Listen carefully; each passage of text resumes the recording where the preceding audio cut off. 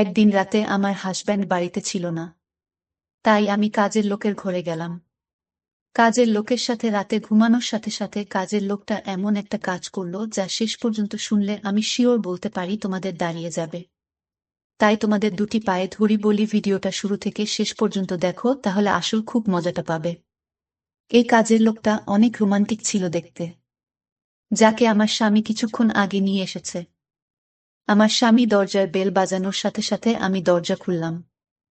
এই কাজে ছেলেকে আমার স্বামীর সাথে দাঁড়িয়ে থাকতে দেখে আমি চোখের পলক ফেলতে ভুলে গেছি। এই কাজে ছেলেটি যেন স্বর্গের রাজপুত্র, সৌন্দর্যে ভরপুর। আমি ভুলে গেছি যে আমার স্বামীও ওর পাশে দাঁড়িয়ে আছে। আমার স্বামী আমার হাতটা ধরে একটু নাড়াচাড়া দিলেন, আমি অবাক হয়ে উঠলাম। আমার স্বামী বলল, কি ব্যাপার, পিছনের দিকে যাও, মিজানকে ভিতরে ঢুকতে দাও। মিজান 21 বছরের রোমান্টিক ছেলে। আমি সরে দাঁড়ালাম একটু। আমার স্বামী মিজানকে নিয়ে ঘরের ভিতরে ঢুকল। আমি মনে মনে ভাবছি, কেন আমার স্বামী একে সাথে করে নিয়ে এসেছে। আমাকে পোশাক ছাড়া দেখে আমার স্বামী আমার দিকে চোখ বড় বড় করে তাকালো। আমি বেশিরভাগ সময় বাড়িতে একাই থাকতাম। বাড়িতে আমি আর আমার স্বামী ছাড়া আর কেউ ছিল না। সেই জন্যই আমি বাড়িতে বেশি পোশাক পরতাম না, কিন্তু যখন তাকে ওরকম চোখ করে তাকাতে দেখে আমি বুঝতে পেরেছি যে আজ তার সাথে অন্য ছেলেও আছে। তাই সাথে সাথে কিছু পোশাক চেয়ারের উপর থেকে নিয়ে আমার শরীরের সাথে নিলাম, কিন্তু মিজান আমার দিকে একবারও চোখ তুলে তাকায়নি। এখানে আসার পর থেকেই চোখ নামিয়ে দাঁড়িয়ে আছে। আমি আমার স্বামীকে জিজ্ঞাসা করলাম, এটা কি? সে বলতে থাকল, এই ছেলে সহায় সম্বলহীন, কিন্তু এই ছেলে সৎ এবং ভদ্র, সেজন্যই আমি একে বাড়িতে কাজের জন্য এনেছি। এই ছেলে তোমার সাথে ঘরের ছোটখাটো কাজ করে দেবে। যদিও আমার স্বামী এক যুবককে ঘরে এনেছে শুনে আমার মন খারাপের কথা ছিল, কিন্তু আমার মন খারাপ হয়নি কেন? আমি জানি না। আমার স্বামীর এই সিদ্ধান্তে আমি ভিতরে ভিতরে অনেক খুশি হয়েছি। তাই বললাম, এটা তুমি অনেক ভালো করেছ। কারণ ঘরের কাজ করতে আমার অনেক কষ্ট হয়ে যায়। তারপর যখন বাজার থেকে জিনিস কিনে আনতে হয় তখন তো ক্লান্ত হয়ে পড়ি। আমার স্বামী বলল, তাই তো একে এনেছি, যাতে তোমাকে বাইরে যেতে না হয়। বাইরের সব কাজ তাকে দিয়ে করিয়ে নিতে পারবে এবং বাড়ির ছোটখাটো কাজও এ করে দেবে। আমাদের বাড়িটা ছোট ছিল অনেক, তাই বাড়িতে কাজের লোক থাকার জন্য আলাদা ঘর ছিল না। কিন্তু আমার স্বামী এই ছেলেটির জন্য বাড়ির স্টোর রুম খালি করে দিয়েছে। আমার স্বামী সেখানে একটা খাট এনে রেখেছে এবং ফ্যানও দিয়েছে। আমার স্বামী একটি প্লেটে খাবার নিয়ে স্টোর রুমে ওকে খেতে দিয়ে এলো। আমার স্বামী আমাকে বলল, যখন কোনো কাজ থাকবে না তখন ওকে বাড়ির ভিতরে বেশি সময় থাকতে দেবে না, একে স্টোর রুমে থাকতে বলবে। আমি বললাম, ঠিক আছে। কেন জানি না, আমার ভিতরে একটা অদ্ভুত চিন্তাভাবনা আসে। ফলে সারা রাত শান্তিতে ঘুমাতে পারিনি আমি। চোখ বন্ধ করলেই চোখের সামনে ভেসে ওঠে মিজানের মুখটা। কেন জানি না, তবে আমার মন চাইছিল রাতটা তাড়াতাড়ি শেষ হয়ে যাক, আর আমার স্বামী তার কাজে চলে যাক, আর আমি এই মিজানকে মন ভরে দেখি, যাকে এক পলক দেখে আমি পাগল হয়ে গেছি। যতটা সুন্দর এই ছেলে ছিল, আজ পর্যন্ত কোনো মেয়ের মুখও এত সুন্দর দেখিনি। এই কথাটা ভেবেই আমি অবাক হচ্ছিলাম যে এ কেমন অদ্ভুত ছেলে যে একবারও আমার দিকে চোখ তুলে তাকালো না। পরের দিন অনেক ভোরে ঘুম থেকে উঠে রান্নাঘরে গিয়ে নাস্তা তৈরি করছিলাম আমি। এমন সময় আমার স্বামী স্টোর রুমের দরজায় শব্দ দিল, ছেলেটি বেরিয়ে আসে। আমার স্বামী ওকে বলল, বাজার করে এনে মালকিনের সাথে প্রয়োজনীয় কাজ করে নাও, তারপর আমি তোমাকে দোকানে নিয়ে যাব। এই কথা শুনে আমি চিন্তায় পড়ে গেলাম যে কেন আমার স্বামী ওকে দোকানে নিয়ে যাবে। সে তো ঘরের কাজের জন্য নিয়ে এসেছে। আমি খাবার তৈরি করা বন্ধ করে বাইরে বেরিয়ে এসে বললাম, একে কোথায় নিয়ে যাবে? একে তো ঘরের কাজের জন্য এনেছ, তাই না? আমার কথা শুনে আমার স্বামী প্রথমে আমার দিকে অদ্ভুতভাবে তাকালো। তারপর বলল, সারাদিন এখানে এ কি করবে? এখনো 1 ঘন্টা বাকি আছে। তুমি যে কাজ করতে চাও করিয়ে নাও, তারপরে আমি আমার সাথে দোকানে নিয়ে যাব। আর একবারে রাতে আমার সাথে ফিরবে। তারপরে রাতে তোমার যে যে কাজ বাকি থাকবে এটা করে দেবে। কথাটা শুনেই আমার মনটা খারাপ হয়ে গেল। আমি ঘরে এসে নাস্তা রেডি করলাম, আর ছেলেটিও রান্নাঘরে এসে বলল, দিদি তোমার কোনো কাজ থাকলে বলো। আমি তাড়াতাড়ি করে ওর দিকে ঘুরে তাকালাম। এখনো মাথা নিচু করে কথা বলছিল। ওর দিদি বলা শুনে আমার শরীরে কেমন একটা রাগ হয়ে গেল। এটা সত্য যে আমি ওর চেয়ে কয়েক বছরের বড়, কিন্তু দিদি তো মোটেও না। আমি বললাম, দেখো, আমার নাম অনিমা, আমাকে অনিমা বলেই ডেকো। আমার এত বয়স হয়নি যে আমাকে দিদি বলে ডাকবে। আমি অনেক খুশি মনে ওকে এই কথাটা বললাম। তারপর একটু রাগ দেখিয়ে বাসনগুলো রাখলাম। আমি আর ওকে বললাম বাসনগুলো ধুয়ে তারপর রান্নাঘর পরিষ্কার করে যাবে, এই বলে আমি বেরিয়ে এলাম। আমার স্বামী রেডি হচ্ছিল, রেডি হয়ে নাস্তা শেষ করে। এদিকে মিজান সব কাজ করে ফেলল। বাজার থেকে জিনিস নিয়ে এসেছিল। তার কিছুক্ষণের মধ্যেই আমার স্বামী ওকে দোকানে নিয়ে গেল। কেন জানি না আজকের দিনটা অনেক কষ্টে কাটিয়েছি। আমার মনে হচ্ছিল সময় যেন থেমে গেছে। আমি বারবার ঘড়ির দিকে তাকাতে থাকলাম। যদিও প্রতিদিন আমার সময় দেখতে দেখতেই কেটে যেত, কারণ ঘরের কাজে সারাদিন ব্যস্ত থাকতাম। আমার তাই মনে হতো দিনটা অনেক তাড়াতাড়ি পার হয়ে গেল, কিন্তু আজ যেন সময় পার হচ্ছে না। এই অস্থিরতায় আমি অনেক কষ্ট পাচ্ছিলাম। বারবার আমার ওই ছেলের কথা মাথায় আসছিল। আমার স্বামী রাতে আসার সময় হওয়ার আগেই আমি তাড়াতাড়ি রুমে গিয়ে ভালো পোশাক পরে মেক আপ করলাম। এমনকি আমার চুলগুলো ছেড়ে দিলাম। যদিও আমার বিয়ে হয়েছে 7 বছর, আমি কখনই আমার স্বামীর জন্য এভাবে সাজিনি। বিয়ের প্রথম 1 মাস নিজেকে সুন্দর করে সাজাতাম, এরপরে আমি ঘরের কাজে এত ব্যস্ত হয়ে পড়ি যে সাজার কথা মাথাতেই আসতো না আমার। কিন্তু আজকে কেন জানি না আমার নিজেকে সুন্দর করে সাজাতে মন চাইল। আমাকে সবাই সুন্দরী বলতো। বয়স প্রায় 30 বছর হলে কি হবে? আমার সুন্দর চেহারার কারণে বেশিরভাগ মানুষ আমাকে অবিবাহিত বলেও মনে করত। আমি যখনই আমার স্বামীর সাথে কোথাও যেতাম সবার চোখ আমার দিকে আটকে থাকত। কারণ আমার স্বামীর চেহারা ভালো ছিল না। তার অনেক বড় শরীর এবং উচ্চতাও কম, আর আমি সুন্দরী। সেজন্যই আমার কাজের ছেলে মিজানের চেহারা দেখে আমার মনের মধ্যে কেমন যেন হচ্ছে। আমার মনের ভিতরে গোলাপ ফুল ফুটে উঠল। রাতে আমার স্বামী ঘরে ঢোকার সাথে সাথে আমাকে দেখে অবাক হয়ে গেল, কিন্তু আমার চোখ শুধুমাত্র মিজানের দিকে। আমি অনেক কষ্টে সারাটা দিন পার করেছি, কিন্তু একটা অদ্ভুত ছেলে, কারণ ও আমার দিকে একবারও চোখ তুলে তাকায়নি। আর এটা আমাকে ভিতর ভিতর আরও কেমন করে তুলল। কিন্তু আমার স্বামী আমাকে দেখে অনেক খুশি।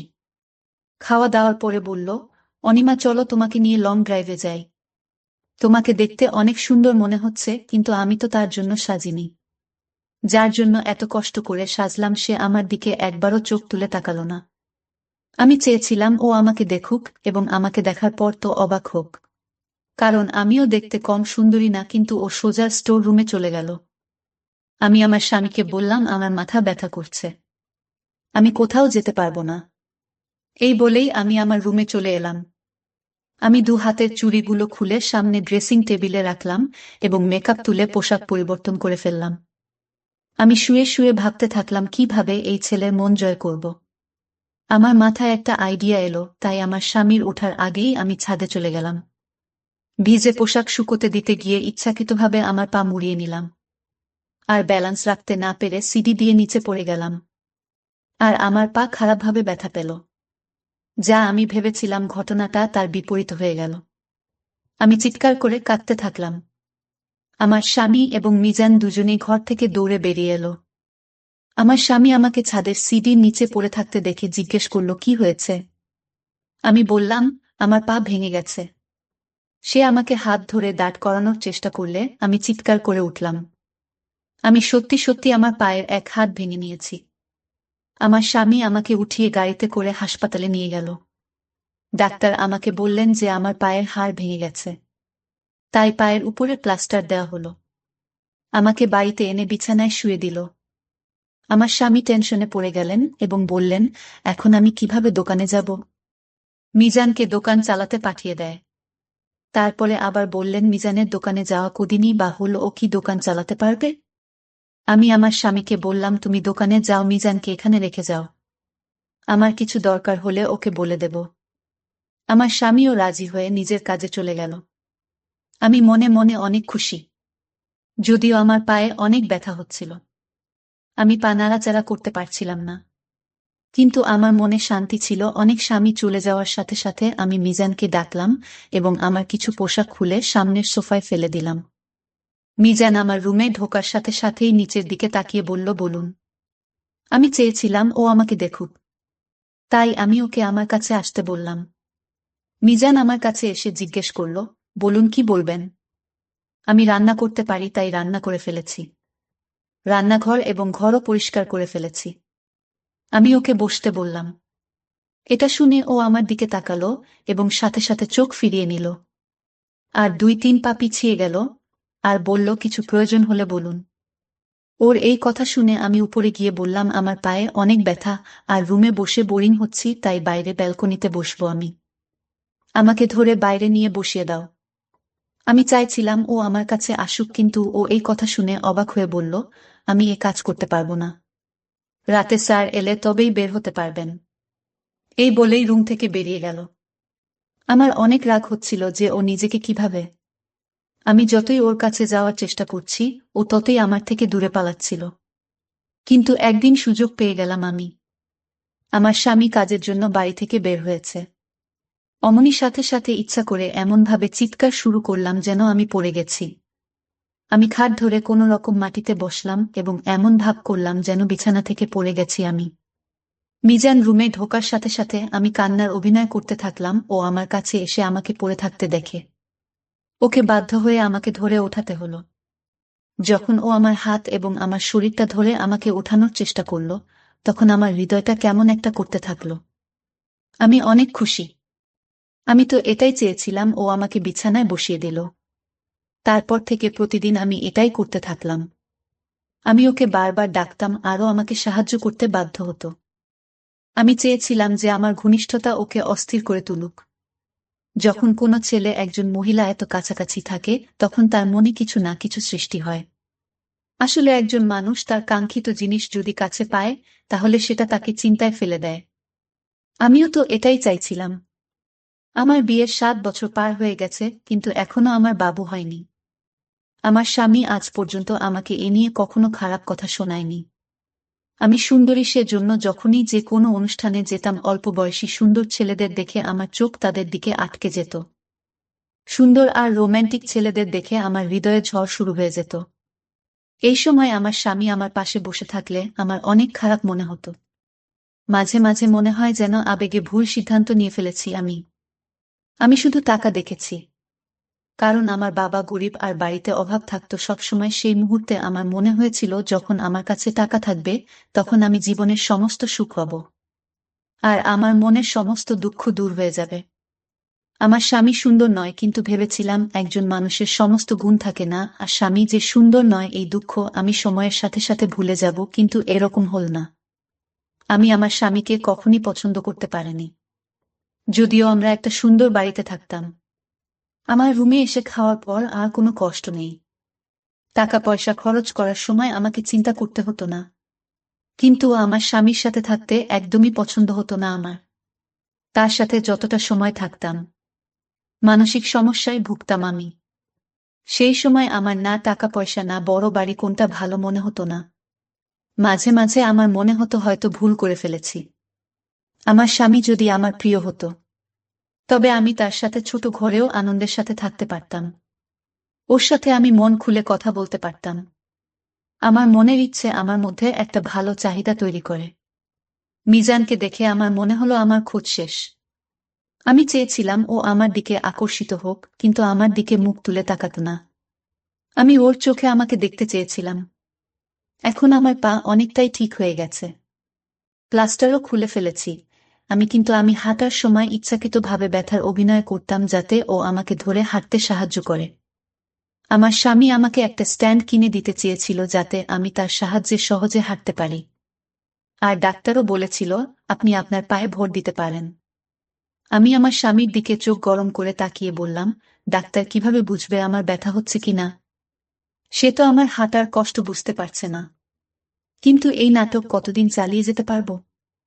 আমি আমার স্বামীর কাছ থেকে মুক্তি চাই। একদিন মিজান রান্নাঘরে বসে তার ছোট নোকিয়া মোবাইল দিয়ে কারো সাথে কথা বলছিলেন। আমি সেই সময় মোটামুটি হাঁটাচলা করতে পারতাম। আমি ইচ্ছা করেই ধীরে ধীরে রান্নাঘরের দরজার কাছে এগিয়ে গেলাম। ও কাউকে বলছিল, অনেক তাড়াতাড়ি মাকে তোমাদের বাড়িতে পাঠাব। আমি এখন একটা চাকরিও পেয়ে গেছি। এখন তোমার বাবা মা না করতে পারবে না। আমি তাকে অনেক টাকা দিয়েছি তোমাকে বিয়ে করে শহরে নিয়ে আসতে। কথাটা শুনে আমার মন উড়ে গেল। আমি মিজানকে অনেক ভালোবাসতে শুরু করেছি। ওটা থেকে দূরে থাকতে পারবো না আমি। আমি চেয়েছিলাম ও আমাকে ভালোবাসে, কিন্তু ও তো অন্য মেয়ের প্রেমে পড়েছে। আমি আস্তে আস্তে আমার রুমে এলাম। এই সময় আমার কিছুই ভালো মনে হচ্ছে না। আমার মনে হচ্ছিল মেয়েটা আমার সামনে এলে ওকে শেষ করে ফেলব। মিজান আমাকে ছাড়া অন্য কোনো মেয়েকে কিভাবে ভালোবাসতে পারে? আমি আয়নায় নিজেকে দেখলাম আমি অনেক সুন্দরী। এটা কিভাবে সম্ভব যে মিজানের আমাকে ভালো লাগে না? আমি ছাড়া অন্য কোনো মেয়ের দিকেও কিভাবে তাকায়? তারপরে আমার মাথায় আসতে থাকল, ওই মেয়েটা হয়তো অনেক সুন্দর। আমিও হয়তো তার মতো সুন্দরী না। সে যাই হোক না কেন, আমি সহ্য করতে পারছিলাম না। রাগে আমার চোখ থেকে পানি পড়তে থাকল। আমি মিজানকে ডাকলাম, ও আমার রুমে এসে আমাকে নিজের পায়ে দাঁড়িয়ে থাকতে দেখে অবাক হয়ে বলল, আমাকে কেন ডেকেছেন? আমি বললাম, ভিতরে এসো, তোমার সাথে আমার কিছু কথা আছে। ঘরের ভিতরে এলে আমি ওকে বললাম, আমি তোমাকে ভালোবাসি। ও আমার এই কথা শুনে আমার মুখের দিকে প্রথমবার তাকাল, সেটাও খারাপ চোখে। ও বলল, একথা বলতে আপনার লজ্জা করে না? আমি বললাম, তুমি হলে এত সুন্দর, এতে আমার কোনো দোষ নেই। তারপর আমি আলমারি থেকে অনেক টাকা বের করে ওকে দিলাম। এত টাকা দেখে অবাক হয়ে গেল। আমি বললাম, আমি তোমাকে টাকায় ভরিয়ে দেব যদি তুমি আমার ইচ্ছা পূরণ করো। আমি শুধু এই অবধি বলেছিলাম, তখন ও আমার মুখে একটা থাপ্পড় দিল এবং বলল, আমি মালিককে সব কথা বলে দেব যে আপনার চিন্তা ভাবনা কি। আমি আপনাকে সবসময় বড় দিদির মতো ভাবি, আর আপনার আমাকে নিয়ে সব ভাবতে লজ্জা করে না? আমি ওর থাপ্পড়ে এতটা ব্যথা পাইনি যতটা ওর দিদি বলাতে পেয়েছি। আমি বললাম যে আমি তোমার দিদি না, আমি তোমাকে ভালোবাসি। তোমার প্রেমে এতটাই পাগল হয়ে গেছি যে যে কোনো মূল্যে তোমাকে পেতে চাই। আর তুমি যে মেয়েকে বিয়ে করার কথা বলছিলে, আমি তোমাকে তা করতে দেব না। আর তুমি যদি আমার স্বামীকে আমার সম্পর্কে কিছু বলার চেষ্টা করো, তবে আমি তোমার সাথে কি করতে পারি তা তুমি কল্পনাও করতে পারবে না। আমি পাগল হয়ে গিয়েছিলাম আর পাগলের মতো চিৎকার করে ওকে সব বলছিলাম। এই কথা শুনে সাথে সাথে ঘর থেকে বেরিয়ে গেলে পরের দিনও কি বলবে আমি তো ভেবেই নিয়েছিলাম। কিন্তু ও আমার স্বামীকে বলতে থাকল, আমি আপনার কাজ করতে পারবো না। আমার স্বামী বলল, কেন পারবে না? তুমি কি বলছো জানো? তোমার সাথে আমার 2 বছরের কথা হয়েছে। আমার স্বামী আরো বলতে থাকল, এই তো কদিন আগে তুমি কান্নাকাটি করছিলেন কাজ নেয়ার জন্য। এই 2 মাসে এমন কি হলো যে তুমি কাজ ছেড়ে দিতে চাও? মিজান বলতে থাকো, আমি আপনাকে কারণটা বলতে পারবো না। আমার স্বামী ওকে বলল, ঠিক আছে, তোমাকে যে অগ্রিম টাকা দিয়েছিলাম তা ফেরত দাও। আমি তোমাকে এজন্য 5 লাখ টাকা দিয়েছি যে তুমি 2 বছর পরে কাজ ছেড়ে চলে যাবে। তুমি অনেক ভালো ছেলে বলে তোমাকে আমি বাড়িতে রেখেছিলাম। তুমি বাড়িতে থাকলে আমার স্ত্রী নিরাপদে থাকবে, এটা আমি নিশ্চিত ছিলাম। সেজন্যই তোমাকে দেখেছিলাম। যাই হোক, কালকে শহরের বাইরে যাচ্ছি। 3 দিন পর ফিরব, সেজন্য তোমাকে 3 দিন ছুটি দিতে পারবো না। আমি ফিরে এলে চলে যেও, আর আমার টাকাও ফেরত চাই। আমার স্বামী 3 দিনের জন্য কোথাও যাবে। এটা শুনে আমি অনেক খুশি হলাম। এই 3 দিন আমি মিজানকে দিয়ে আমার ইচ্ছা পূরণ করতে পারবো। কিন্তু কথাটা শুনে মিজান অনেক টেনশনে পড়ে গেল। পরের দিন আমি আমার স্বামীর ব্যাগ গুছিয়ে দিলাম। আমার স্বামী যাওয়ার সময় আমাকে বলল, এর দিকে খেয়াল রেখো যেন পালিয়ে যেতে না পারে। পুরো 5 লক্ষ টাকা অগ্রিম দিয়েছি আমি। এর খুব প্রয়োজন ছিল। এর শ্বশুর তার মেয়ের বিয়ে অন্য কারো সাথে দিয়ে দিত, তাই 5 লক্ষ টাকা দিয়ে সেখানের বিয়ে পাকা করে আসে। এখন আমি বুঝতে পারছি কেন এ আমাদের এখানে কাজ করে। আমার স্বামী চলে গেল, আর মিজানও দোকানে চলে গেল। রাতে যখন মিজান বাড়ি ফিরে এলো, তখন আমি সেজে ওর সামনে দাঁড়ালাম। আমাকে দেখে ওর মনোভাব পরিবর্তন হয়ে গেল। এরপর সোজা স্টোর রুমে গিয়ে ভিতর থেকে দরজা দিল। আমি এটা দেখে ওর উপরে রেগে গিয়ে বললাম, তাড়াতাড়ি দরজাটা খোলো। মিজান বলল, তুমি এখান থেকে যেতে পারো। আমি দরজা খুলব না। আমি অনেকক্ষণ ওর দরজার সামনে ছিলাম। তারপরে ক্লান্ত হয়ে ঘরে ফিরে এলাম। ওর উপর আমার অনেক রাগ হচ্ছিল। রাত 12টার দিকে আমার মাথায় হঠাৎ খেয়াল হলো যে আমার কাছে তো স্টোর রুমের চাবি আছে। আমি দেরাজ থেকে স্টোর রুমের চাবি বের করে অনেক আস্তে আস্তে স্টোর রুমের দরজা খুললাম। সামনের খাটের উপর মুখে চাদর দিয়ে মিজান ঘুমাচ্ছিল। আমি আস্তে আস্তে স্টোর রুমের দরজা বন্ধ করে ঘাটের উপরে ওর পাশে গিয়ে শুয়ে পড়লাম। ঘরে হালকা অন্ধকার ছিল। আমি ওকে ধরতেই যে শব্দ শুনলাম তা আমার মন কাঁপিয়ে দেওয়ার জন্য যথেষ্ট। আমি সাথে সাথে উঠে বসলাম। এক টর্চের আলো আমার মুখের উপর পড়ল। তার আড়ালে আমি দেখতে পেলাম যে লোকটা খাট দখল করে আছে সে আর কেউ না, আমার স্বামী। এটা দেখে আমি অবাক হয়ে গেলাম।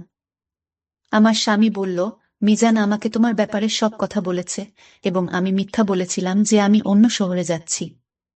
আমি তোমার সত্যিটা দেখতে চেয়েছিলাম। আমি কাঁদতে থাকলাম। আমার স্বামীর সামনে আমার সব সত্যটা বেরিয়ে গেছে। সে আমাকে ছেড়ে দিল আর সকালে আমাকে বাপের বাড়িতে ফিরে যেতে বলল। আর বলল, আমিও সুন্দরী মহিলার সাথে আমার জীবন কাটাতে পারি, কিন্তু খারাপ মহিলার সাথে না। একজন স্বামী তার স্ত্রীর শখ পূরণের জন্য সারাদিন কঠোর পরিশ্রম করে এবং সে স্ত্রীর কাছ থেকে বিশ্বস্ততা আশা করে। নইলে টাকা দিয়ে তো যে কোনো খারাপ মহিলা বিছানায় যেতে রাজি হয়ে যায়। আমি সবকিছু হারিয়ে ভাবছি যদি আমি আমার চরিত্রটা ঠিক রাখতাম, যেমনটা মিজান একজন ছেলে মানুষ হয়েও রেখেছিল। তো বন্ধুরা, আজকের মতো এ পর্যন্ত। দেখা হবে পরবর্তী কোনো গল্প নিয়ে। সে পর্যন্ত তোমরা ভালো থেকো আর সামিয়া ব্লগ চ্যানেলটি সাবস্ক্রাইব করে রেখো। একদিন আমি আর দিদি কাজ করার সময় হঠাৎ মা এসে আমাদের সরাসরি দেখে ফেলে। তখন মা বলল, বাবা দীপেন, আমার মেয়েকে ছেড়ে দে বাবা। কয়েকদিন পর ওকে বিয়ে দিব, ওর ভবিষ্যৎটা নষ্ট করিস না। বিনিময়ে তুই যা চাইবি আমি তোকে তাই দেব। তখন আমি বললাম, কিন্তু মা, আমি যে এই কাজ ছাড়া একটা দিনও থাকতে পারি না। আমি এতটাই অভ্যস্ত হয়ে গেছি, নেশাগ্রস্ত হয়ে যাবার চেয়ে কোনো অংশে কম না। মা বলল, তুই পারবি, তোর সব চাহিদা আমি পূরণ করে দিব। আমার মায়ের নাম সুনিতা চক্রবর্তী। তিনি 2 সন্তানের জননী। আমার নাম দীপেন চক্রবর্তী, অনার্স ফার্স্ট ইয়ারে পড়ছি, বয়স 20 বছর। আর আমার বড় বোন সুরঞ্জিতা চক্রবর্তী, বয়স 23 বছর, কলকাতার একটি বেসরকারি বিশ্ববিদ্যালয়ে ফ্যাশন ডিজাইনিং পড়ছে। ভারতের পশ্চিমবঙ্গের রাজধানী শহর কলকাতা থেকে একটু দূরে হুগলিতে আমরা বসবাস করি। কিন্তু আমাদের বাসায় আমাদের খুব কমই থাকা হয়। মায়ের ব্যবসা জনিত কারণে অধিকাংশ সময় কলকাতায় থাকা হয়। আমার মা একজন ডিভোর্সি নারী। প্রেমের বিয়ে হলেও আজ থেকে 15 বছর আগে আমার বাবা মায়ের ডিভোর্স হয়ে যায়। এর পেছনে আমার বাবারই দোষ বেশি ছিল। তিনি 1997 সাল থেকে আমেরিকা থাকেন।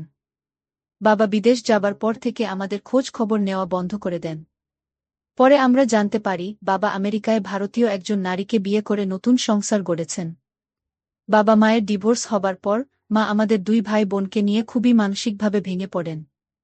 প্রেম করে বিয়ে করার কারণে নানা বাড়ির দিক থেকেও মায়ের সম্পর্ক নষ্ট হয়ে যায়। এমন অবস্থায় সামাজিক ও আর্থিকভাবে নিজের একটা শক্ত অবস্থান গড়ে তোলা আমার মায়ের জন্য বিশাল কঠিন হয়ে দাঁড়ায়। ঠিক এরকম অবস্থায় মায়ের পাশে এসে দাঁড়ায় আমার মায়ের আপন জেঠাতো ভাই। শুনেছি আমার মায়ের সেই জেঠাতো ভাই ছোটবেলা থেকেই মাকে খুবই পছন্দ করত। কিন্তু হিন্দু সমাজে জেঠাতো ভাই বোনদের মধ্যে বিবাহ দেওয়া না হওয়ায় বিশ্বাসটা আর আগায়নি। যাই হোক, মায়ের সেই জেঠাতো ভাই কলকাতার একজন প্রভাবশালী রাজনৈতিক ব্যক্তি। তিনি আমার মা বাবার ডিভোর্স এর পর ওই হেল্পলেস অবস্থায় আমার মাকে ব্যবসা দাঁড় করাতে সাহায্য করেছিলেন এবং আজও মায়ের উপর বটবৃক্ষ মতো ছায়া দিয়ে যাচ্ছেন। বলে রাখি, এখন মায়ের কলকাতা শহরে মোট 3টি বিউটি পার্লার আছে, একটি বুটিক হাউস আছে আর পাশাপাশি একটা ট্যুরিজম এজেন্সি আছে। অন্য ব্যবসাগুলোতে মায়ের এতটা শ্রম দিতে হয় না, কিন্তু ট্যুরিজম এজেন্সির ব্যাপারে মাকে সবসময় অ্যাক্টিভ থাকতে হয়। আর মায়ের ট্যুরিজম এজেন্সির বিশেষত্ব হল এখানে হাতে গোনা কয়েকজন দেশি এলিট ক্লায়েন্ট আছে, আর বাকি ক্লায়েন্টদের বেশিরভাগই বিদেশি ট্যুরিস্ট ক্লায়েন্ট হিসাবে আসে।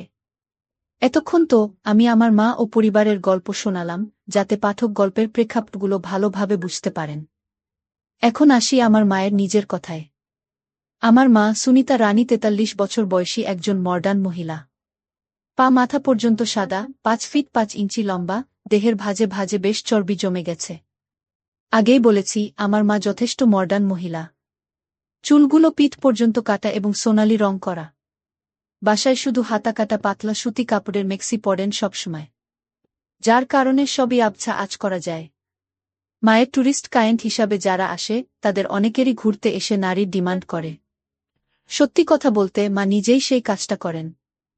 অল্প পরিশ্রমে ভালো অর্থ আর একেবারে টপ প্রাইভেসি মেইনটেইন করে আমার মা এখন আমার বাবার চেয়েও অনেক ধনী। বলা যায় মায়ের ডিভোর্সপ্রাপ্ত হবার পর একটা জিদ চেপে গেছিল, যে করেই হোক আমার বাবার চেয়ে সে বেশি টাকা পয়সা ইনকাম করবে। আর তারই বাস্তবায়ন এই সমস্ত ব্যবসা, parlour, boutique house, top service. আমি আর আমার বোন সবই জানি, কিন্তু আমরা কখনোই মায়ের এসব কাজের জন্য কিছু বলতে পারিনি, কারণ আজ আমরা যে লাইফস্টাইল লিড করছি তা সবই সম্ভব হয়েছে আমার মা সুনিতা চক্রবর্তীর কারণে। আমি একদিন মায়ের শাড়ি পরার সময় ওই দেখতে পাই। সেই থেকে আমার কল্পনার রানী আমার মা সুনিতা চক্রবর্তী গু। মা যখন হাঁটে তখন ঢেউ খেলানো রূপ ধারণ করে থাকে। আর মায়ের আরেকটা ভালো অভ্যাস হল উনি সবসময় পরিষ্কার পরিচ্ছন্ন থাকেন। ওই ব্যবসাতে মায়ের পদার্পণ প্রায় 10 বছর হচ্ছে। আমি গত 7-8 বছর হলো জানতে পারলেও আমার দিদি সবই জানত। যখন আমার মা 4-5 দিনের জন্য বাড়ির বাইরে ট্যুরে যেত ট্যুরিস্টদের গাইড হিসেবে, তখন আমার দিদিকে সব জানিয়েই যেত। যেন কোনো সমস্যা না হয় আর নিজেদের মধ্যে ভুল বোঝাবুঝিও না হয়। যাই হোক, এভাবেই চলছিল সবকিছু। গত 2023 সালে একদিন বিকালে আমার এক ক্লোজ ফ্রেন্ড ও অর্ণব আমাকে জরুরিভাবে কলকাতার একটা নামকরা রেস্টুরেন্টে ডেকে পাঠালো। আমিও কারণ জিজ্ঞেস করাতে বলল, এলেই বুঝতে পারবি। আমিও ওর কথা মতো ওর দেয়া ঠিকানাতে পৌঁছে গেলাম। তারপর সে আমাকে একটা কর্পোরেট পার্টির অনুষ্ঠানে নিয়ে গেল। তারপর আমি যা দেখলাম তা দেখার জন্য আমি মোটেও প্রস্তুত ছিলাম না।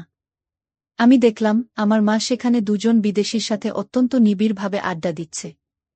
আড্ডার ফাঁকে তারা লাল পানীয় খাচ্ছে। এর মধ্যে একজন 34-35 বয়স, অবশ্যই মায়ের চেয়ে বয়সে ছোট, আড্ডার ফাঁকে আমার মায়ের সাথে হাতের কাজ করছে।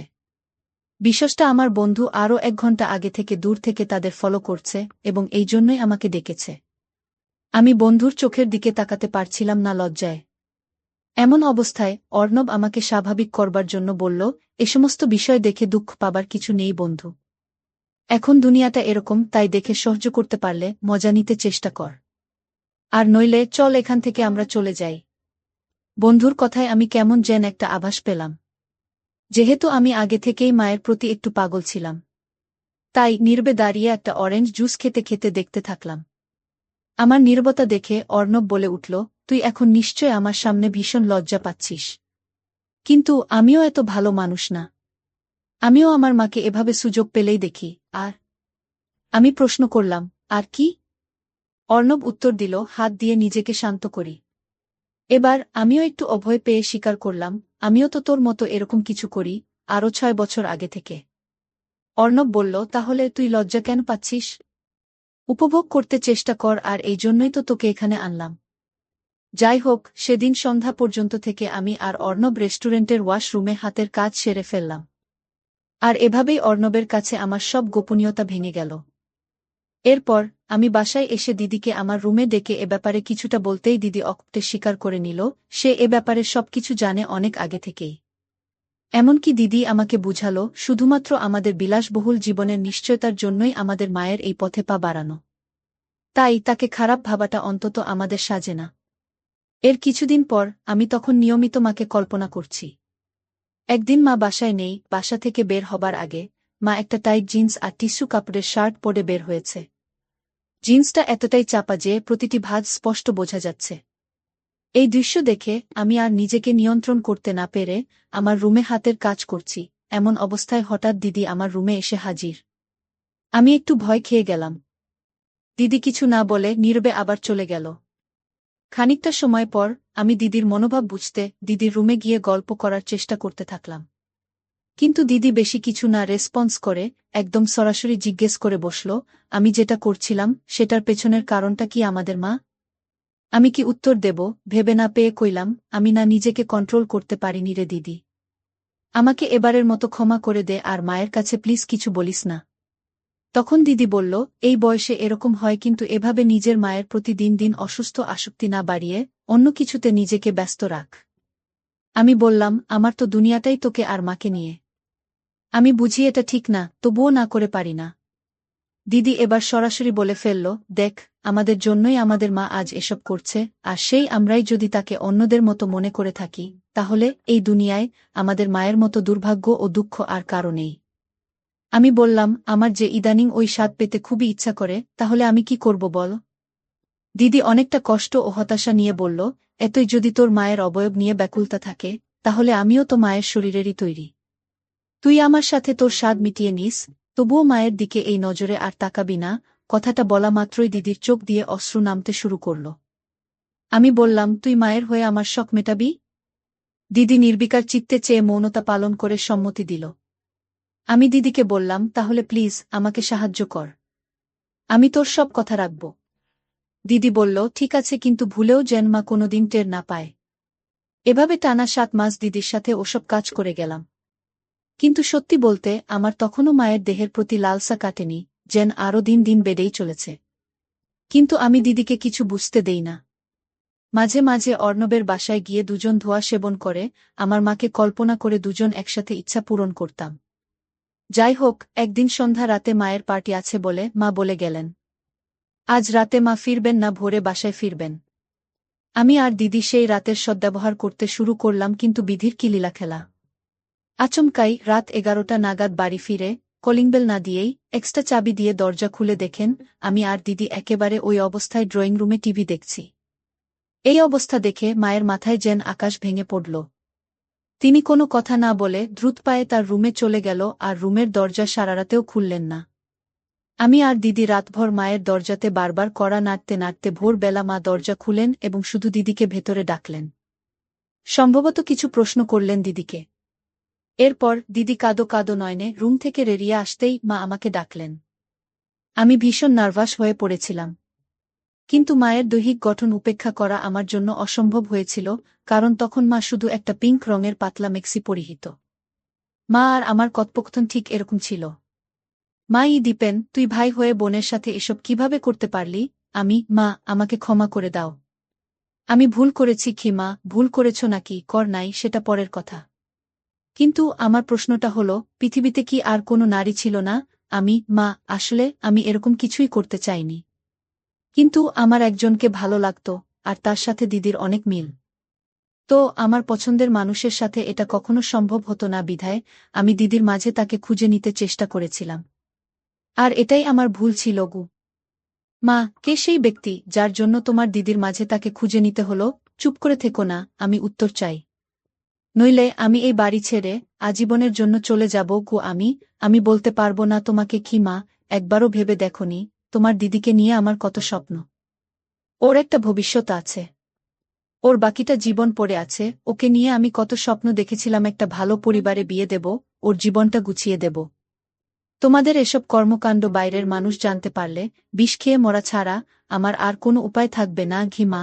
আমি উত্তর চাই দীপেন, আমাকে উত্তর দাও।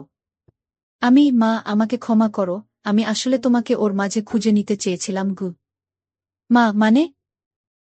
তোমার রূপ সাজসজ্জা আমাকে বিমোহিত করে ফেলেছিল, যার প্রভাব দিদি টের পেয়ে নিজেকে আমার কাছে সঁপে দিয়েছে, তবুও যেন আমি এই পথে আর পা না বাড়াই। দিদির কোনো দোষ নেই মা, দোষ সব আমার খিমা। কি তুমি আমার ছেলে দীপেন? তুমি কি বলছো বুঝতেছ? তুমি আমাকে আর 5টা মেয়ের সাথে ঘুলিয়ে ফেলেছ। আমি না তোমার জন্মদাত্রী মা। আমাকেও তুমি এই দৃষ্টিতে দেখো। আমার ভুল হয়ে গেছে মা, এবার ভগবানের দয়ায় নিজের বোনের ভবিষ্যতের কথা ভেবে এগুলো বন্ধ করো, নইলে ওকে বিয়ে দেয়া মুশকিল হয়ে যাবে গু। তাহলে আমি এই অভ্যাস ত্যাগ করব কি করে মা? তুমিই বলে দাও মা, কতদিন ধরে এইসব কাজ করে চলেছ তোমরা? প্রায় 6-7 মাস গু। মা, তুমি যে ওকে প্রেগটে করে দাওনি, এটাই কপাল। না মা, আমরা কোনোদিন কাউকে বুঝতে দিতাম না ঘি মা। আমার দিব্যি কেটে বলো তো দীপেন, তুমি কি আমাকে আর আমার মেয়েকে তোমার ওই কুদৃষ্টি থেকে মুক্তি দিতে পারবে? আমি একেবারেই নিশ্চুপ। মা, জীবনে আর কি কি পরীক্ষা দিতে হবে আমাকে কে জানে? আমি যদি আমার মেয়ের সতীর্থ ভিক্ষা চাই তোমার কাছে, তুমি কি এটুকু দয়া করতে পারবে আমাদের? কিন্তু মা, আমি যে ওগুলো ছাড়া একটা দিনও থাকতে পারি না। এতটাই অভ্যস্ত হয়ে গেছি, নেশাগ্রস্ত হয়ে যাবার চেয়ে কোনো অংশে কম না মা, আমার মেয়েকে ছেড়ে দে বাবা, ওর ভবিষ্যৎটা নষ্ট করিস না। বিনিময়ে যা চাইবি আমি তোকে তাই দেব। বন্ধুরা, ভিডিও মাঝখানে একটা কথা বলতে চাই, আমি তোমাদের আনন্দ দেওয়ার জন্য খুব কষ্ট করে ভিডিও বানাই। তাই তোমাদের কাছে অনুরোধ থাকবে অবশ্যই এই ভিডিওটি দেখে একটি লাইক করবে এবং সামিয়া ব্লগ চ্যানেলটি সাবস্ক্রাইব করে পাশে থাকবে। আমি একটু ভয় নিয়ে বললাম, যদি আমি তোমাকে চাই এর বিনিময়ে? মা, তুমি পারবে তোমার চাহিদা আমার সাথে পূরণ করতে? আর এতে কি আমার মেয়েটা তোমার থেকে নিস্তার পাবে? আমি চুপ করে দাঁড়িয়ে মায়ের মাথা থেকে পা দেখতে থাকলাম আর মনের অজান্তেই হাসুচোখ ভঙ্গি দিয়ে ফেললাম। মা অনেকটা ঘৃণা ও অবজ্ঞার সাথে এগিয়ে গিয়ে দরজার লকটা লাগিয়ে দিয়ে আমার দিকে ঘুরে বললেন, কথা দাও আমি এখন যা যা বলবো তুমি অক্ষরে অক্ষরে তা মেনে নিবে? বলো মা, আমি মেনে নিব ক্ষমা। এই যে এতক্ষণ আমি তোমাকে এতগুলা কথা বললাম, তা শুনেছ কিনা জানি না। কিন্তু তোমার মনোযোগ যে আমার দিকে, এটা সত্য। আমি আবারও চুপচাপ মাথা নিচু করে দাঁড়িয়ে থাকলাম। এবার মা আরো কড়া গলায় বলে উঠলেন, কি করতে চাও তুমি আমার সাথে? আমি বয়স্ক ছেলে মেয়ে যা করে। মা এবার একটু গম্ভীর কণ্ঠে বলে উঠলেন, চালাও তোমার পশুত্ব, তোমার মায়ের সাথে যা ইচ্ছে করো, কিন্তু আমার মেয়ের দিকে আর কোনোদিন চোখ তুলে তাকাতে পারবে না। আর যদি তা না মানো, আমি তোমাকে দিব্যি দিয়ে বলছি, আমি নিজেকে নিজে শেষ করব, আর তার জন্য দায়ী থাকবে তুমি। আমি মায়ের চোখের দিকে তাকিয়ে বুঝলাম, প্রথমে রাগ নিয়ে সূত্রপাত হলেও তিনি একটু লজ্জা পাচ্ছেন। এরপর আমি আর কোনো কিছু না ভেবে মায়ের দিকে মনোনিবেশ করলাম। আমি 2 পা এগুতেই দরজার ওপাশ থেকে আমার দিদি হাউমাউ করে কাঁদতে কাঁদতে ঘরে ঢুকে পড়ল। দিদি বারবার অনুনয় বিনয় করে আমাকে আর মাকে বলছে, সব দোষ আমার মা। আমার জন্য তুমি এত বড় ভুল করো না। তারপর দিদি আমাকে জড়িয়ে ধরে কাঁদতে কাঁদতে বলতে থাকল, ভাই প্লিজ, তোর যা ইচ্ছে আমার সাথে কর, তবুও মায়ের সাথে এমন কিছু করিস না। এদিকে আমি দিদিকে বললাম, না দিদি, আমি মাকে কথা দিয়েছি, আমি তোর দিকে আর চোখ তুলেও তাকাবো না। মনে মনে আমি ভাবছি, আজকের এই সুযোগ আমার কোনোভাবেই হাতছাড়া করা যাবে না। দিদি তখনও ঘটনাস্থলে দাঁড়িয়ে কেঁদে চলেছে। এক পর্যায়ে মা নিজেই দিদিকে উদ্দেশ্য করে বলে উঠলেন, উফ, এত ভোরবেলা আশেপাশের এলাকার মানুষ জড়ো করবি নাকি? নিজের অপরাধের জন্য যদি এতই অনুতপ্ত বোধ হয়, তাহলে তুই তোর রুমে গিয়ে যা খুশি করগু। সাথে সাথে আমার মাথায় একটা দুষ্টু বুদ্ধি খেলে গেল। যেহেতু দিদি আর আমার মাঝে গোপন কিছুই নেই, আর আমাদের মায়েরও দিদির সামনে কোনো রকম ইতস্তত বোধ দেখছি না, তাহলে দিদিকে আমাদের কর্মকাণ্ডের সাক্ষী বানিয়ে নেই। তাই আমি মাকে বললাম, মা, ভুলেও এখন দিদিকে একা ঘরে পাঠিও না, হঠাৎ যদি আত্মঘাতী কোনো ঘটনা ঘটিয়ে ফেলে। এটা শুনে সাথে সাথে দিদিকে উদ্দেশ্য করে মায়ের আদেশ, না খুকি, তুই কোথাও যেতে পারবি না। তুই এখন যা যা ঘটবে তা পুরোটা বসে দেখবি। নিজের ভাইয়ের সাথে পাপাচার করতে পেরেছ, আর তার প্রায়শ্চিত্ত করতে পারবে না, তা তো হবে না। এই কথা শুনে দিদি হতভাগা মায়ের রুমের সোফাতে চুপচাপ বসে সবকিছু অবলোকন করতে থাকল। মা যেন আমার প্রতিটি পদক্ষেপ সম্পর্কে আগে থেকেই অবগত। আমি দিদির দিকে তাকিয়ে দেখলাম, দিদি প্রথমে কান্নাকাটি করলেও এখন বোধ হয় অনুভূতি নেয়া শুরু করেছে। দিদিকে বললাম, দিদি, আজ যদি আমি এখানে পুরোটা সম্পন্ন করি, তোর কোনো আপত্তি আছে? দিদি মাথা নাড়িয়ে ক্ষীণা সূচক উত্তর দিল। কিন্তু আমি বুঝতে পারছি, আমাদের কর্মকাণ্ড দেখে দিদিরও খুব ইচ্ছা জেগেছে। তাই আমি লজ্জাশরম ত্যাগ করে মায়ের কাছে বিশ্বাসটা উপস্থাপন করলাম, এইভাবে যে, দেখো মা, তুমিও একজন নারী, দিদিও আরেকজন নারী। আমাদের কর্মকাণ্ডের ফলে দিদির ভেতরেও তো কোনো সুপ্ত ইচ্ছা জাগতে পারে। হ্যাঁ, আমি তোমার মেয়েকে স্পর্শ করব না, তোমাকে কথা দিয়েছি। কিন্তু ও নিজে থেকে যদি নিজের জ্বালা মিটিয়ে নিতে পারে, তাহলে তো আমাদের কোনো আপত্তি থাকা উচিত নয়, তাই না? মা দিদির চোখের দিকে তাকিয়ে দেখে তার সারা মুখ লাল হয়ে গেছে। তাই মা দিদিকে উদ্দেশ্য করে বললেন, কেউ যদি নিজের ব্যাপার নিজে থেকে প্রকাশ না করে, তবে তাতে কি আমাদের দায়? মানে মা দিদিকে পরোক্ষ অনুমতি দিলেন। আবারও বুঝলাম, মা এরকম বিশ্বাসটাগুলোতে অভ্যস্ত হওয়ায় তেমন কিছুই মনে করল না। শুধু একটু খোঁচা মেরে বলল, এই তাহলে বীরপুরুষের দম। এবার মা দিদির দিকে তাকিয়ে তাচ্ছিলের সাথে বলল, এই মরদ নিয়ে আবার জ্বালা মেটাতে এত ব্যাকুলতা? কথাটা শুনে দিদি বরাবরের মতো সোফাতে নির্বিকার চিত্তে নেতিয়ে থাকলেও আমার খুবই আত্মসম্মান বোধে লাগল। যাই হোক, সেই ভোরবেলা থেকে শুরু হওয়া আমাদের 3 জনের মানবিমান, মায়কান্না অবশেষে লীলাখেলার প্রাথমিক প্রবর্তনা রূপে সকাল 9টার দিকে শেষ হল। সেদিন সকাল 9টায় কাজ শেষ করে আমরা ক্লান্ত হয়ে ওভাবেই ঘুমিয়ে গেলাম। আমার ঘুম ভাঙল ঠিক দুপুর 2টায়। ঘুম ভেঙে দেখি দিদি স্নান করতে গেছে, আর আমার মা রান্নাঘরে কাজ করছেন। মা একটু মোটা স্বরে বলে উঠলেন, অনেক হয়েছে তামাশা, এবার স্নান করে খেয়ে আমাকে উদ্ধার করবো আমি। কেন মা, কোনো কাজ আছে নাকি? মা, বিকালে একটু তোর মামার অফিসে যেতে হবে। আজ তো তোর মামার জন্মদিন। আমি শুধু কি তোমারই যাবার কথা, নাকি অন্যদেরও যাবার কথা আছে? মা, কেন, তুই যাবি? চলো না, তোর মামা কতবার করে তোকে আর তোর দিদিকে নিয়ে যেতে বলে। আমি দিদিকে বলে দেখো, ও যদি না যায়, তাহলে আর কি করার, আমি না হয় বডিগার্ড হিসেবে যাব তোমার সাথে। মা, শোনো না, তোর মামা তো তোর দিদির জন্য একটা পাত্রের প্রস্তাব নিয়ে এসেছে, আমাকে এখনো পুরোটা জানায়নি, কিন্তু বলেছে পাত্রটা সব দিক থেকে ভালো, কিন্তু সমস্যা একটাই, বয়সটা একটু বেশি। আমি যার জন্য পাত্র দেখছ, তাকে জিজ্ঞেস করেই দেখো, তার মতামত কি। আমি জানি আমার দিদি আমার বন্ধু অর্ণবকে মনে মনে পছন্দ করে। অর্ণবও দিদিকে বেশ পছন্দ করে। টুকটাক প্রাথমিক পর্যায়ের প্রেমও চলছে ওদের মাঝে। যদিও অর্ণব আর আমি সমবয়সী, তার মানে অর্ণব দিদির চেয়ে ৩ বছরের ছোট। অর্ণবের পরিবার যথেষ্ট অভিজাত হলেও শুধুমাত্র বয়সের কারণে বিশ্বাসটা আলোর দিশে পাচ্ছে না। মা, তোর দিদি তো কিছু বলে না?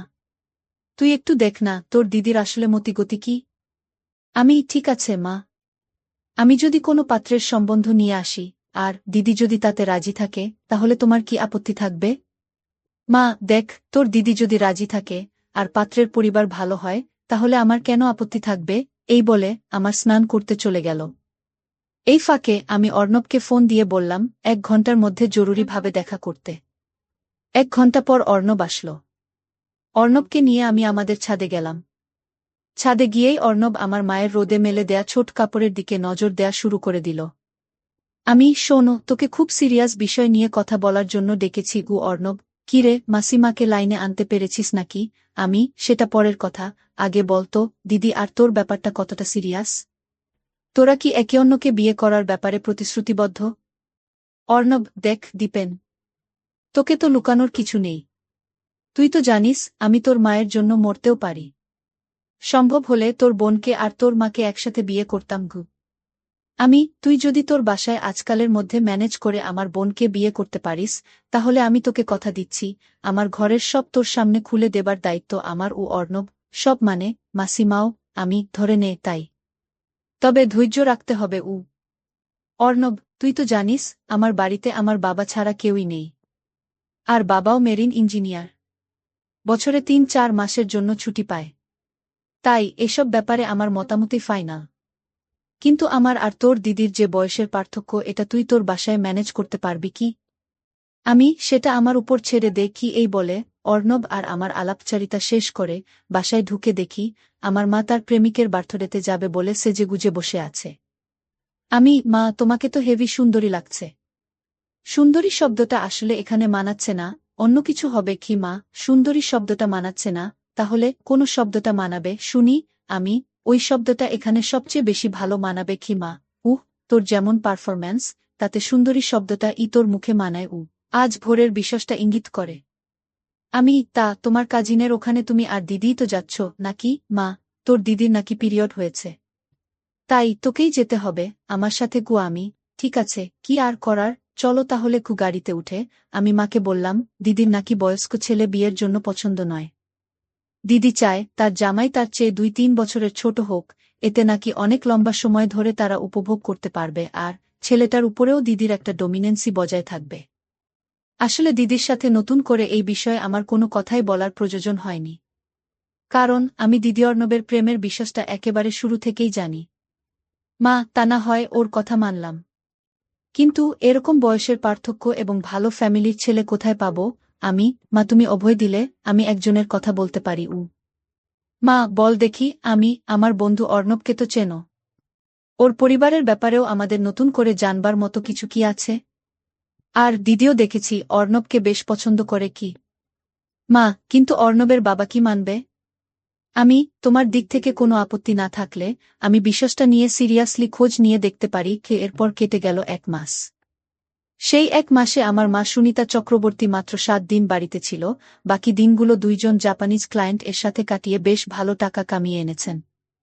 আজ অর্ণব ও দিদির বিয়ে হল। দুজনেই বেশ খুশি। অর্ণব একটু বেশিই খুশি, যেটা আমি শুধু জানি। আজ দিদি আর অর্ণবের ফুলশয্যার রাত। এই সুযোগে আমিও মায়ের কাছে দাবি করেছি, দেখো মা, আমি আমার কথা রেখেছি। তোমার মেয়ের বিয়ের চিন্তাও তোমার আর নেই। এবার আমাকে তোমার সবটুকু মধু খেতে দিতে হবে। তাই বলে মেয়ের ফুলশয্যার রাতেই ছেলের ফুলশয্যা হবে? জামাই বাবা যদি কিছু টের পেয়ে যায়, ওরা ওদের কাজ নিয়েই মশগুল থাকবে নাকি? তোমার আমার ঘরে আড়ি পেতে বসে থাকবে? আচ্ছা ঠিক আছে, রাতে তুই আমার ঘরে ঘুমাবি তাহলে। শুধু এটুকুতে হবে না। তুমি তোমার কায়েন্ডের জন্য যেভাবে সাজসজ্জা করো, আজ তুমি আমার জন্য একইভাবে প্রস্তুত হয়ে থাকবে। এটা তোমাকে মানতেই হবে কি মা? হায় ভগবান! আচ্ছা যা, মানলাম মহারাজের আর্জি। এবার খুশি তো? হঠাৎ রাত ২টার সময় পাশের রুম থেকে এখন দিদি ফোন দিল। ভাবতে ভাবতে আমরা নিজেদের কিছুটা সামলিয়ে নিলাম। তারপর ফোন কল ব্যাক করতেই আরেক কাহিনীর সূত্রপাত। ফোনের উপাস থেকে দিদির কান্না শুনে বুঝলাম কিছু একটা ঘটেছে। আমরা রুম থেকে বেরিয়ে দিদির রুমের সামনে যেতেই দেখি দিদি দরজায় দাঁড়িয়ে কাঁদছে। তারপর দিদি কাঁদতে কাঁদতে মায়ের কাছে অক্টে তার স্বামীর সাথে কথা বলতে রুমে যেতে বলল। মা ওই অবস্থাতেই অর্ণবের কাছে গিয়ে কি ব্যাপার, কি হয়েছে টাইপ কিছু প্রশ্ন করতেই অর্ণব আমাকে ডাক দিল। আমি রুমে ঢুকতেই অর্ণব রুমের দরজাটা লাগিয়ে দিল। তারপর আমাকে সামনে রেখে অর্ণব তার পুরো মনোবাসনা মায়ের কাছে খুলে বলল। সাথে এটাও বলে দিল, দেখুন মা, আপনার ছেলে আমার সবচেয়ে প্রিয় বন্ধু। আর তাই ওকে আমি সবকিছুই শেয়ার করি, ঠিক দীপেনও আমায় সবকিছু শেয়ার করে। আপনি যেন ভাববেন না আপনার ছেলের সামনে আপনি মুখ দেখাবেন কি করে। এরপর মা 2 মিনিট শান্ত থেকে আমাকে থমথমে গলায় বললেন, দীপেন, রুমের দরজাটা লাগিয়ে তোর দিদির সাথে বসে কথা বল। আমি 30 মিনিট পর আসছি। আমিও এর সাথে সাথে রুম থেকে বের হয়ে মৃদু হাসি দিয়ে মনে মনে বললাম, সাবাস অর্ণব। এরপর আমি দিদির সাথে বসে আড্ডা দিচ্ছি আর লাল পানি খাচ্ছি। দিদি বিয়ের আগে থেকেই জানত অর্ণব কি চায়। তাই অর্ণবের প্ল্যান অনুযায়ী মিথ্যে অভিনয় করে এভাবে অর্ণবকেও মায়ের নিতে সাহায্য করে দিল। 1.5 ঘণ্টা পর মা দিদির বাসর ঘর থেকে নিজের ঘরের বাথরুমে চলে গেল স্নান করতে। প্রিয় বন্ধুরা, আজকের গল্পটা এখানেই শেষ করলাম। ভালো লাগলে সামিয়া ব্লগ চ্যানেলটি সাবস্ক্রাইব করে পাশে থাকবে।